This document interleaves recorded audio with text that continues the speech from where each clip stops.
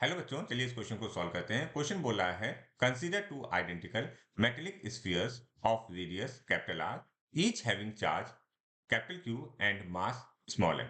There centres have an initial separation of 4r.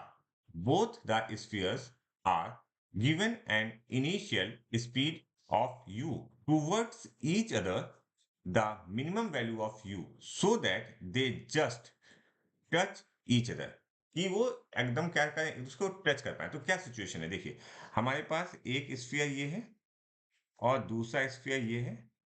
दोनों के masses m है और चार्ज q है, m और q।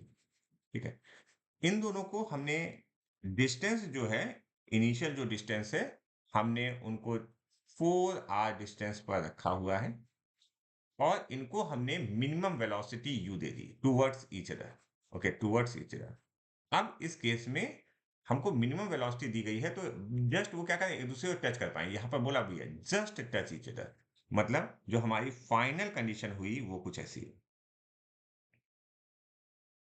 ओके, और इस केस में जो इनके बीच के सेंटर्स के बीच का डिस्टेंस होगा दैट इज 2r होगा, क्योंकि रेडियस r है और ये एकदम टच कर रहे हैं जस्ट। और जो हमारी फाइनल वेलोसिटी होगी दोनों की, that is going to be a 0।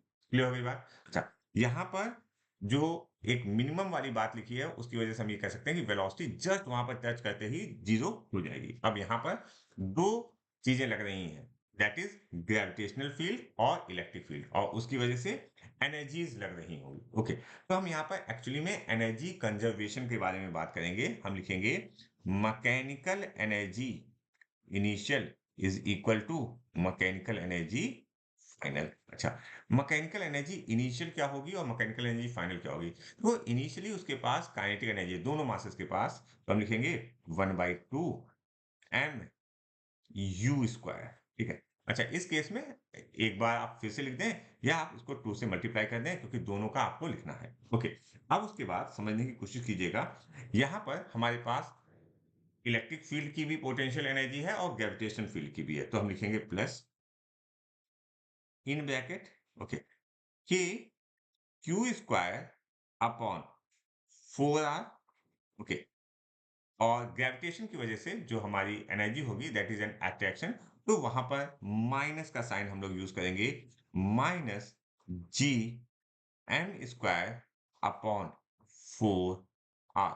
Okay, is equal to, देखो अब यहाँ पर फाइनली अगर हम बात करें तो हमारी v की वैल्यू क्या है, 0 है, तो हमारी ये एनर्जी जो होगी वो 0 हो जाएगी।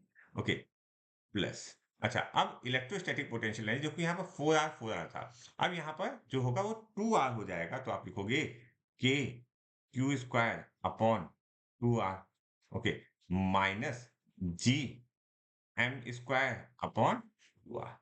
ये आपकी इक्वेशन बन गई। अच्छा देखो क्या क्या कैंसिल हो जाएगा, ये 2 और ये 2 कैंसिल हो जाएगा, और इनको इसको कैलकुलेट करते हैं नेक्स्ट पेज पे ले जाके। तो थोड़ा सा यहाँ पर ध्यान रखिए, ये 4 है, ये 4 है और ये 2 है, ये 2 है। तो हम लिखेंगे, देखिएगा यहाँ पर ध्यान से, M U square is equal to, तो देखो ये 1/2 है, ये 1/4 है, तो ऐसे लिख सकते हैं, देखिएगा, के Q square upon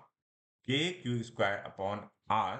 okay, 1/2 minus 1/4। एक बात तो हमने किसके लिए लिख दी, के क्यू स्क्वायर के लिए। अच्छा, अब देखो ये वाला टर्म उधर जाएगा तो ये पॉजिटिव में हो जाएगा और ये वाला निगेटिव में रहेगा। ठीक है, हम लिखेंगे minus of G M square upon R. Okay, again इस केस में देखो इस बात को समझो, ये 1/2 क्या है, निगेटिव में है। ठीक है, तो हमने लिखा 1/2। ओके, प्लस, सॉरी यहाँ माइनस होगा 1/4। ओके, प्लस और माइनस का यहाँ पर ध्यान रखेंगे तो आपका आंसर सही हो जाएगा। यहाँ पर हमें आया के क्यू स्क्वायर अपॉन, ये यहाँ पर 1/2 माइनस 1/4 कितना होना चाहिए, कितना होना चाहिए, दैट इज 1/4, तो यहाँ पर 4r हो जाएगा, minus G M square upon, यहाँ पर वैल्यू कितनी हो जाएगी, अगेन 4r हो जाएगी। क्लियर हो गई बात? अच्छा, अब हम आंसर को देखें कि आंसर किस फॉर्म में दिया हुआ है।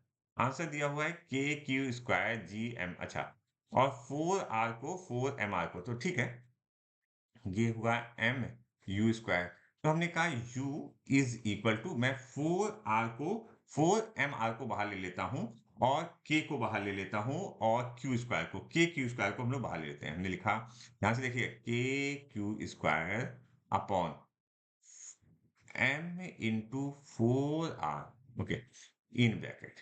देखो यहाँ पर क्या बचा हमारा, k क्यू स्क्वायर भी कॉमन हो गया, 4r भी कॉमन हो गया, तो ये बचा 1 माइनस, यहाँ पर जी एम स्क्वायर कॉमन नहीं बचा, तो आपको यहाँ पर जी एम स्क्वायर लिखना होगा। लेकिन ये के क्यू स्क्वायर कॉमन लेने की वजह से यहाँ तो कॉमन था, लेकिन यहाँ पर क्या हो जाएगा, यहाँ पर चला जाएगा डिनोमिनेटर में, दैट इज के Q square, okay, bracket close, okay, और यहाँ पर एक स्क्वायर रूट का साइन भी लगेगा क्योंकि यू स्क्वायर था। अच्छा, अगर आप ऑप्शन को चेक करें, अगर हम ऑप्शन को चेक करें, तो हमारा ऑप्शन जो बनेगा, that is option 1 is correct for this question.